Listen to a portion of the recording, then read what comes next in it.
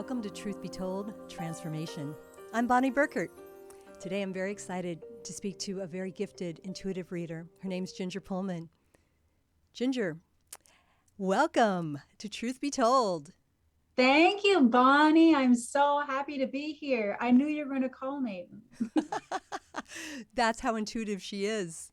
So is he So good. there's a lot of different ways that we can tap our intuition, but Ginger, you and I have worked together in the past with tarot cards. And are we calling them tarot or tarot? Let's start with I, that deep question. Perfectly valid question. I call them tarot cards.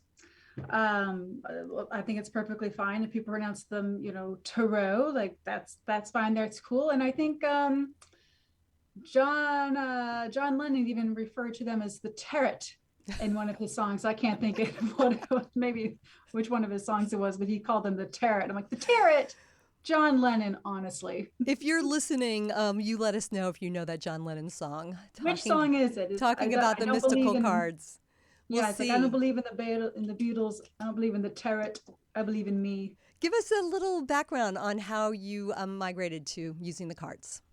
Okay, so I grew up with the tarot cards. I had a very wonderful auntie who read them, and she made her living reading them. She went all around the country, and she would read cards and revamp houses. And I always knew she was very intuitive. I would always like ask for my readings, even though I was a little kid. She was always like kind enough to indulge me. She gave me my first how to read tarot cards, crystal balls, palmistry book when I was, I think, in the third grade. I guess she no longer had a use for it. So that's how I got into it. And even my father actually read cards as well. He read playing cards. She taught him how to do that. So I grew up with it. It's all very natural, normal for me. My mom is incredibly intuitive as well. Scorpios. So all the so things like intuition, tarot, all that stuff was very much sort of in the vibration around the home. So it's not surprising that I fell into it as well. Wonderful. Can you tell me specifically, one of my goals with this show is to talk about tools and tools for transformation. Mhm. So tell me, if you can, why cards? How do the cards work? Because I know we're tapping intuition and I've seen you pull cards and yet off you go. It sparks something in you. So is it something, I'm just going to hold up, like I have this card right now, just for a visual, but is there Yeah. something about these images that tap something in you or somebody else? How does that work intuitively for you? Well, I think because I have that same deck. This is the Rider Waite deck, which is one of my favorites. So I think what happens is sometimes the tarot cards can simply trigger a conversation. If you pull a card and, like, let's say the symbol, like, here's, I just pulled this card up, and this is the Two of Cups, which is two people holding a cup and they're looking at each other, and it's a symbol of love and partnership. That might trigger a conversation in my head. Well, why is this card coming up for this person? Or let's say this is somebody else who wants to tap into their own intuition. They can question for themselves, why is this card coming up for me? What is it trying to tell me? What is my relationship with partnerships? Do I have partnerships? Do I want one? And the interesting thing about cards, because the card can have a lot of meaning, sometimes you'll notice something in the card that you've never really noticed before. Like suddenly this hill in the background, I don't know if you can see that, this hill in the background will suddenly like come into focus. And normally for another reading, it may just kind of fade into the background. For this person, the hill means something. So it's kind of like different images, different parts of this card can suddenly like pull focus or draw your attention. And it's also sort of like it's like a little psychic clue, little magical breadcrumbs, a phrase I like to use. And that sometimes it triggers something. And I just feel like when you're in that zone, you're setting that intention to tap in your intuition, you get more intuitive messages. So if you want to be more intuitive, just let it be known to the universe, like, I would like to use my intuition now, and sort of open yourself up to the messages, like, as they come through. That this might trigger something, but it may not be the whole conversation. This is just one piece of the puzzle. Now we're talking about you reading for another. So what if somebody's reading for themselves? Do you have any tips that way? And I mean, in general, do people use the tarot cards alone, solitary, or are they kind of meant to have an expert guide them, or maybe you do it for other people? Um, I think a lot of people, one of the best ways for people, I would always advise people, if you want to start reading tarot cards, is to start pulling a card a day or a couple of cards a day. And you can start to write down, like, what's the card you pulled? What was the message? And a big part of reading the tarot cards is asking the question first. Okay. For instance, you can randomly pull a card and you'll sort of say, okay, here's the general message. But let's say you want to know more about you're in a job situation and you don't know if you should go left or right. You can start to focus in, like, okay, what should I do about my career? And for that next week, you can start to pull a card a day about your career and kind of see what comes up for you. And you might start to put together a better picture. So all you simply do is you'll get out your journal, you'll think of your question, you pull your card, write down what the card is. You can write up any of your thoughts about it, like, I don't like the way this person looks in this card, or this card looks really happy, or however the card makes you feel. And then you'll start to get like a better picture of what's going on. And then honestly, Google is a great friend. There's a lot of amazing resources for free online, and you just say, like, tarot card, let's say Two of Cups, career meaning. And then you just hop on and you'll see what have other people, because people have been very generous online with sharing their interpretations of the card. So you really will learn pretty quickly by pulling for yourself. It's incredible. I think there's actually Wikipedia pages for each of the tarot cards, right? Yeah. I mean, that's how prolific they are in people's interest, for sure. So, I myself sometimes just decide that I know what the meaning is. So, but that could be a little dangerous, because this, for example, is a scary card. This is the 10 of Swords, and the person's lying flat on the ground, and it's rather dark. And the Rider-Waite deck is dark. I mean, these are pretty archaic images, are they not? I mean, they've been around for a really long time. Well, So, they can be. Oh, sorry. yeah, I just want to Oh, say, there are, let's say you pull a cluster, you have a question, you pull a cluster of cards, and most of them are black. That is very symbolic. Say, like, okay, this is not a good vibe. This is not a good energy. So the colors on the cards are very symbolic. So you can, even if you don't read a lot of cards, if you pull out of cards and they're like yellow and blue, that's a pretty happy vibe. Or if you pull other cards and like black, gray, it's like maybe not so much. Like if you could do this one or this one, like an either or sort of pulling. I'm gonna put 5 cards over here to the left. I'm gonna put 5 cards to the right, and you might actually see a pretty clear picture just from the colors if you're starting out with what is a better decision. And all the cards, none of the cards are really bad. I don't think any card is bad. Even that card, Bonnie, you just shared, the 10 of Swords, with the person lying face down on their back. If you look in the background of that card, the sun is rising. And for some people, that card can be a relief in a way. It's like, say you're in a career or a job you don't like. It's kind of like that card represents you've done everything you can. There's nothing else to do. It's so much, it's just done. And it's kind of like, well, now you know you have done everything you can for this situation. There's no more hope for it. It's over.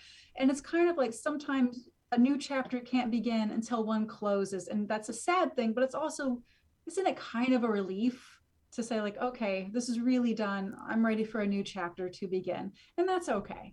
So well, it's no, a great no bad perspective. cards. I appreciate that perspective a lot. And so I have two questions on that. One is, can you kind of go rogue and pull your own interpretation, which is pretty much what you've just described, correct?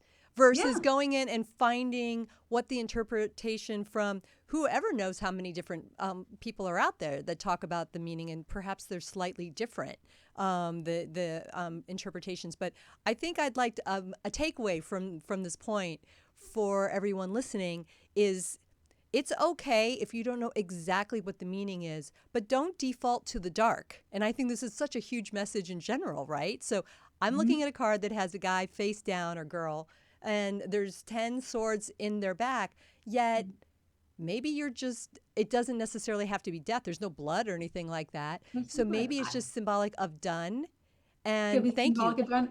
Yeah. Thank you. It could actually be very literal. I actually pulled that card one time when I knew somebody in that moment. I kind of want to see how they were doing because they were in the middle of back surgery. Wow. So they Amazing. had, so like the cards can be very literal sometimes. And one time there's another card that shows somebody juggling in the deck. And I pulled the cards one time and the guy said, "Oh, I'm a juggler. I ride unicycles and I juggle." I'm like, okay. So sometimes the cards can be very literal. So yeah, you just have to trust your own instinct. And there's no like, it only means this. It's like, if you're getting a channeled message, you have to be careful though when you receive a message, because sometimes, let's say you have that 10 of cards, that 10 of, let's compare our cards. Let's compare your 10 of swords Okay. and my 2 of cups card. Right. You know the little Jim Carrey meme that goes around? He's like, "So you're saying I got a chance?" And it's like, it's that scene from Dumb and Dumber when it's like, it's so over, it can't be possible, it's impossible. And he's like, you think I got a chance? Let's say somebody's really in love with another person and they want to know, is there hope for this relationship? And they pull that card. I think it's kind of the vibe. There's plenty of cards such as this 2 of cups with the 2 people like with all the blue and they're looking at each other. This is the kind of energy you want to get. That card, somebody who's kind of hanging all their hopes and wishes on something might say like, but maybe the sun is rising up because they're going to change everything in our past, how we weren't together, we're going to make it work. It's like, sometimes you got to like, sometimes just is what it is. Acceptance. It's not like, oh, that person hasn't been calling me because they're having an acupuncture session or something like that. Yes. No, you have to be true. careful when your ego or your hopes really get involved. You really do kind of have to. It's good. No, that's super, super valuable. And let's take a quick look and see now. Our show is called sort of tapping our energetic field, right, through the tarot. So why don't you? I've gotten definitely just from some of the ideas that you've shared. I've gotten some of the ideas, and I feel it when we talk about it, and you inviting us to say, don't default to the dark. Let's take a perspective. I felt that is a shift for me. So would you like to talk a little bit? Is that an example of, shifting my energetic field with a reading, or would you like to give even more specific examples? Yeah, to shift your energetic field, let's say you're pulling some cards for yourself and they do like what's my general like vibration right now, and let's say your cards like are kind of all like dark and black. It might trigger a conversation with yourself. It can even trigger a difficult conversation with your help. Like, let's say there's a card in here. Let's say here's a card, and some people have different feelings about it, but I have this card here. This is the 8 of Cups, and this person who is walking away from something. And for some people, they might be sad, like, well, I'm not really ready to walk away from this situation. And this card is kind of, it's almost like we have the moon in here. So I'll just say it's like a kind grandmother energy. You might want to come into your field and say like, but baby boo, you have done everything you can for this situation, and it might be in your best interest to walk away. So it's kind of like, it could be your angels, your guides, your spirits, whatever it is, your own energetic power, whatever it is. It could simply be triggering conversations that might be hard for you to have with yourself. And it's kind of like, maybe it's a thought you've had like, oh, I have a really bad habit, but I'm not going to tell anybody about it. I'm not going to discuss it. And you pull a card, and the card like, hey, but let's talk about that thing you don't really want to talk about, Karen. Like, they really will pop up and say like, can't hide from us. We're the cards. So they can trigger they can just trigger honest conversations you have with yourself. And that honesty with yourself is so empowering. Living in a state of denial is going to be your energetic, your life force will really kind of like, will shrink up. Things will not work well. But once you sort of step into acceptance and your real truth and putting things from coming out from the dark into the light, that raises your energetic vibration. That's when you'll get in the flow and you'll have those coincidences and you'll see miracles and things can change. That's incredible. And thank you for, truth be told, thanks you for giving us just another aspect of living one's truth. Live your truth. Because it's Live your really true. truth. Now, let's talk about some of your other disciplines and how it complements you as a reader, and really what that means, and more conversation about the energetic field, which is one of, certainly fascinating to me. So I know that you are a fellow student of Kundalini Yoga. So that is for listeners. We'll be sure to have other guests on that talk about that as well. But I know Ginger and I share a fascination with just how exercises, breath work, mudra, mantra can really be a charge for us. So, Ginger, in your studies, how have you found that those kind of tune-ups help you as a reader? They are incredible. I think it's vital whether you want to read tarot cards or Kundalini, whatever it is. Like you need a psychic bath. Mm. Like people will walk around. Do you ever go walking and all of a sudden you like walk into a spider web but nobody else can see it? You're like, nah, that kind of thing. Um, Doing these meditations, you might be walking around with psychic debris or psychic spider webs from other people. So if you're in a bad mood, it may not necessarily be your own energy that you're walking around with. You may have kind of got what I call like a psychic clinger. It's like a little jellyfish of psychic energy has like glommed onto your field. And what the meditations does, they kind of push these energies away from you so your own light can shine through. That does not mean to say that your own light doesn't have its own shenanigans to deal with. But it does help you give yourself a psychic bath because we interact with a lot of people, and your psychic hygiene is incredibly important. You don't want to walk around with energy that isn't your own. We have enough of our own psychic energy, but to have somebody else's on us that we don't necessarily want, just kind of like, oh, you're getting stinky, you're getting ripe, it's time to meditate it away. And that's actually a very important thing for anybody who is doing a tarot reading or any sort of energy healing. It's very important to close the energetic conversation.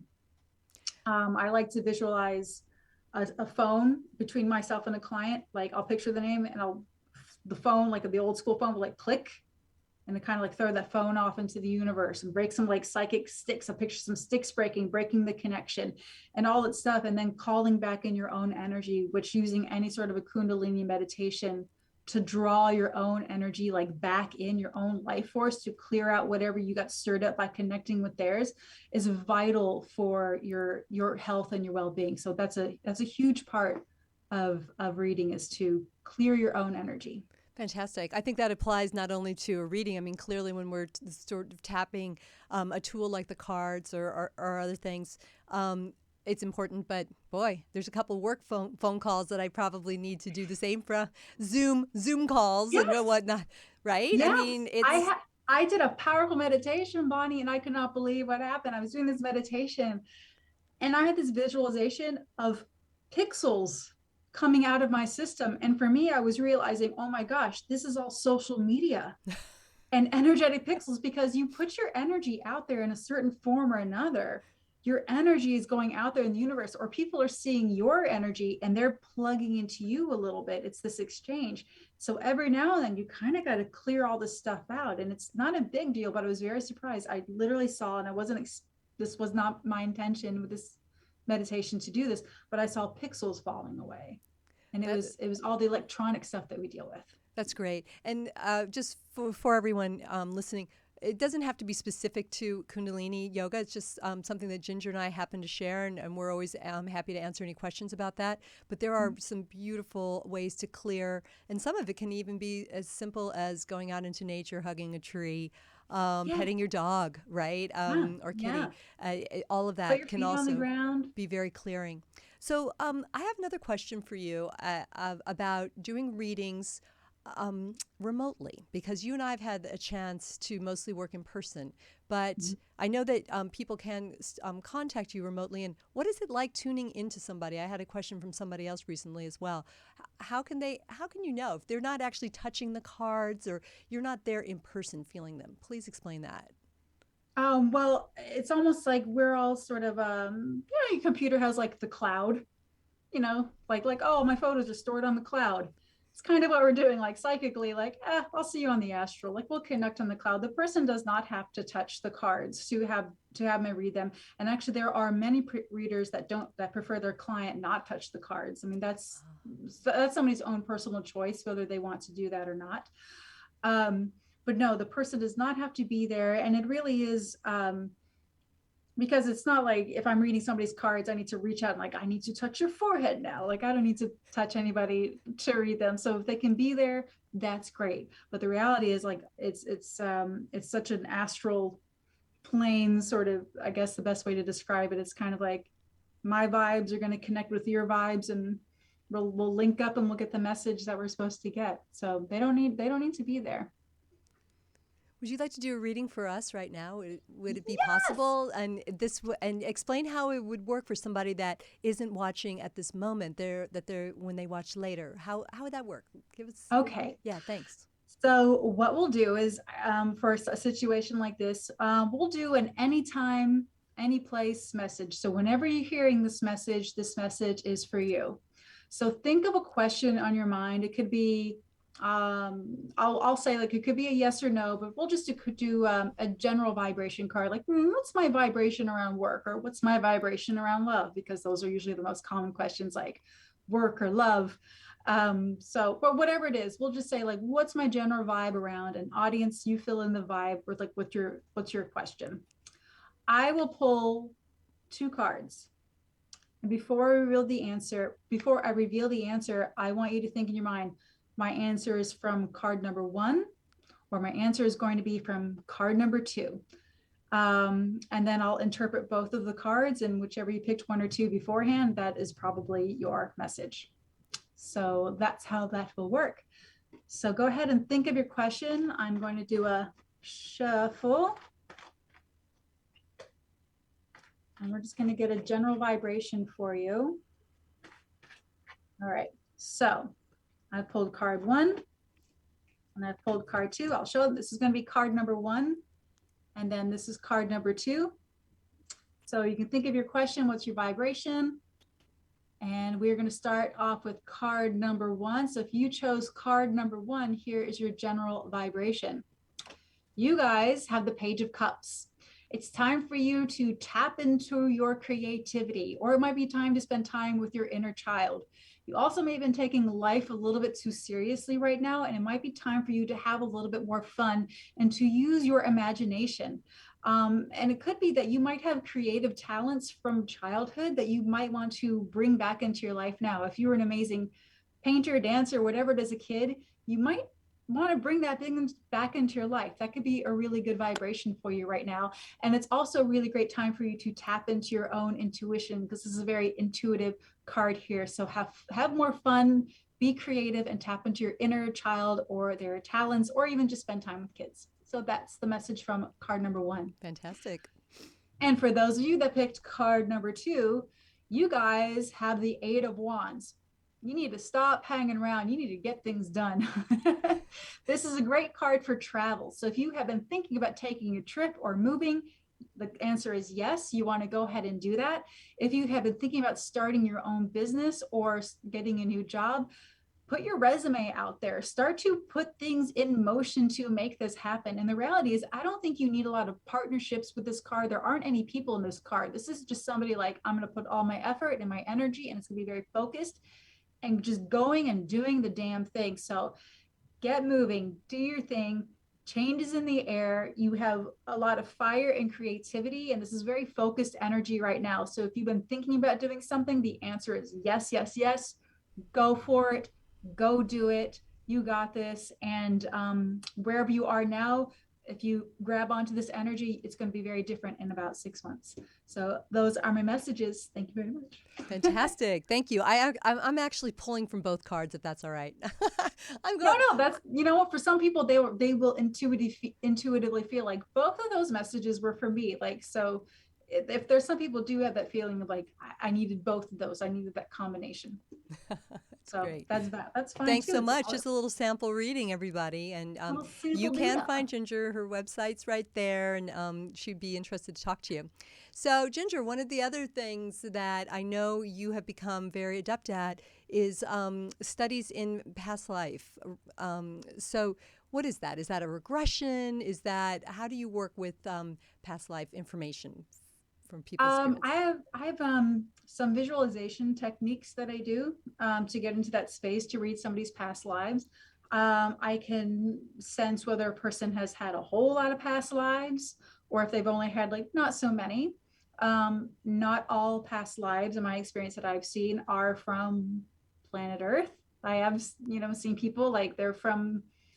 I've seen them in a place that I would not identify as Earth. I can't tell you where it is, but I know like that ain't Earth, honey.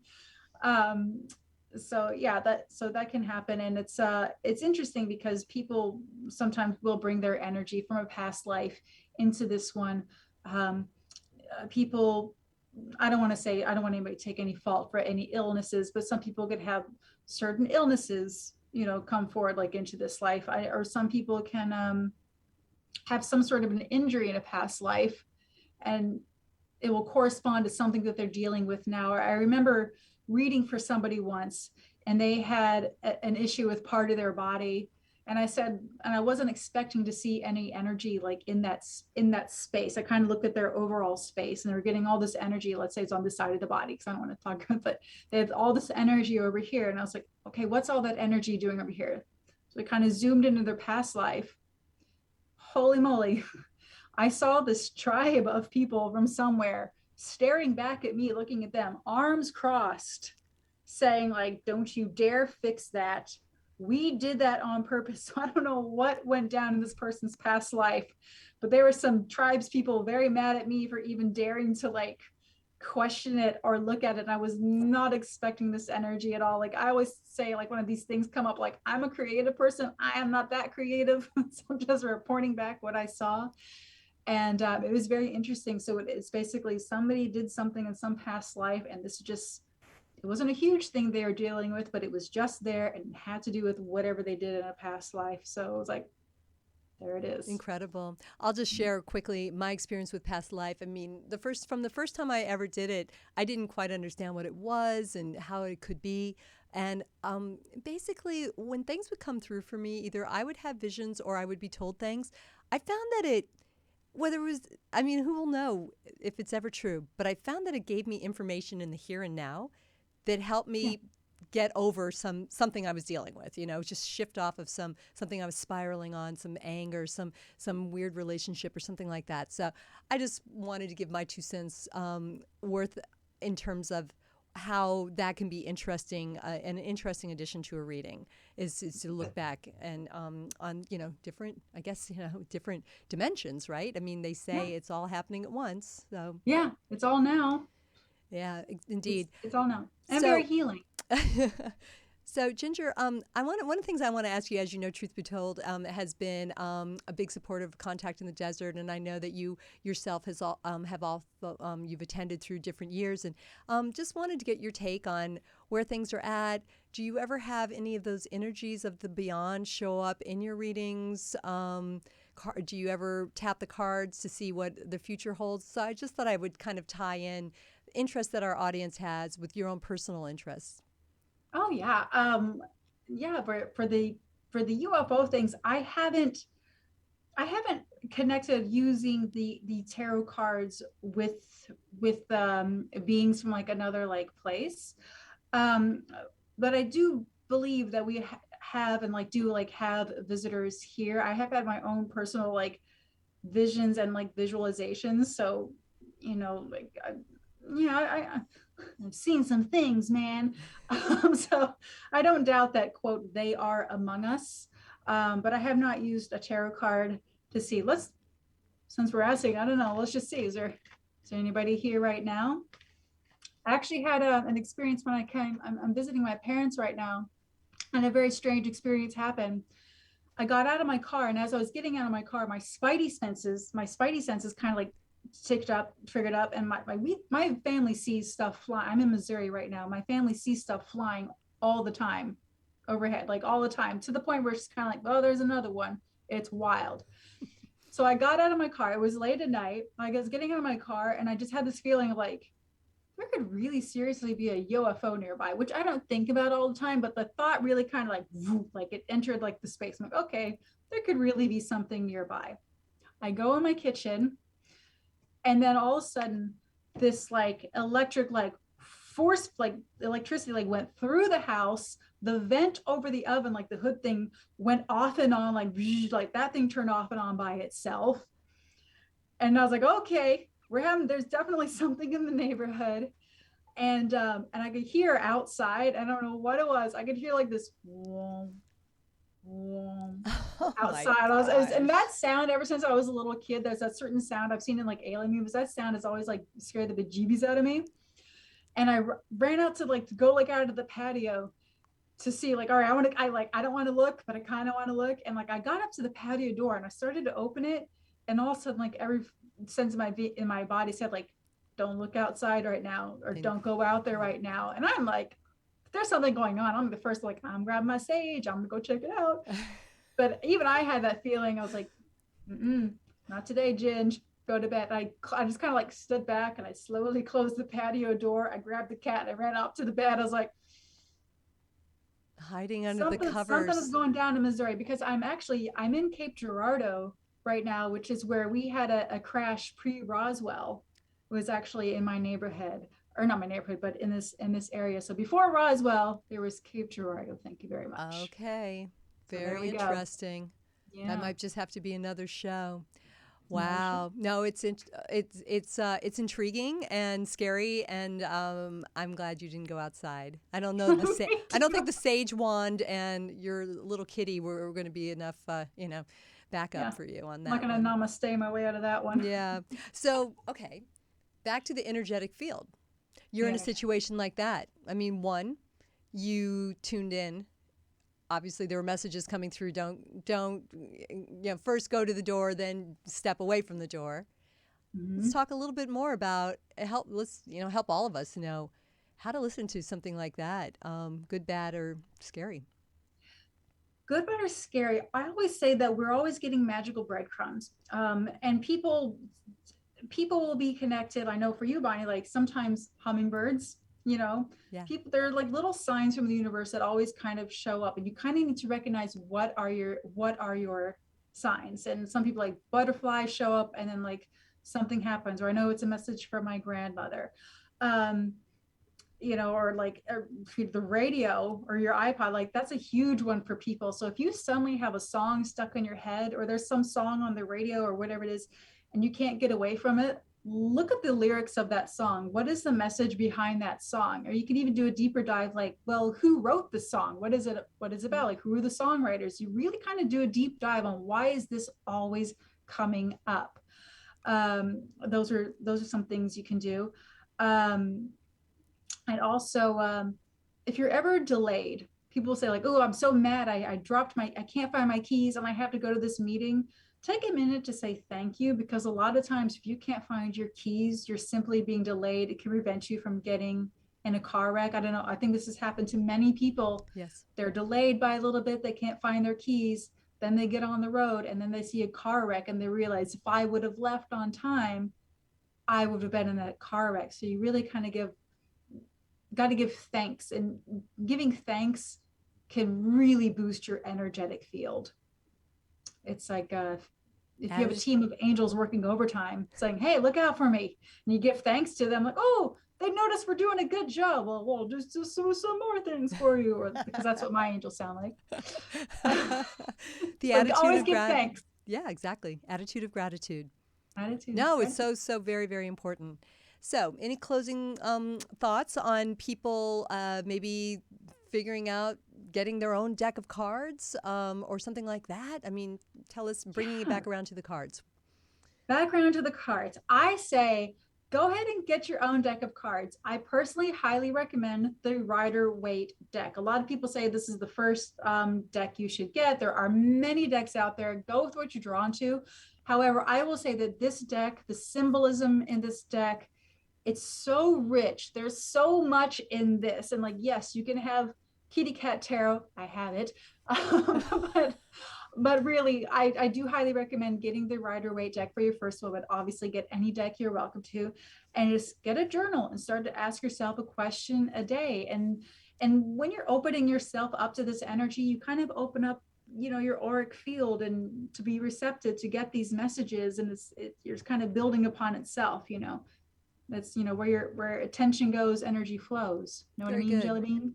Yes, absolutely. I mean, it is. It's like a little exercise, and I'm a big proponent of a daily practice. So what you were suggesting about just try to do one a day and jot it down, and then you can Mhm. go back and learn from it. And again, don't feel that you have to get super formal and write down the full definition of it. Just take a look and see. Like Yeah. I pulled the sun.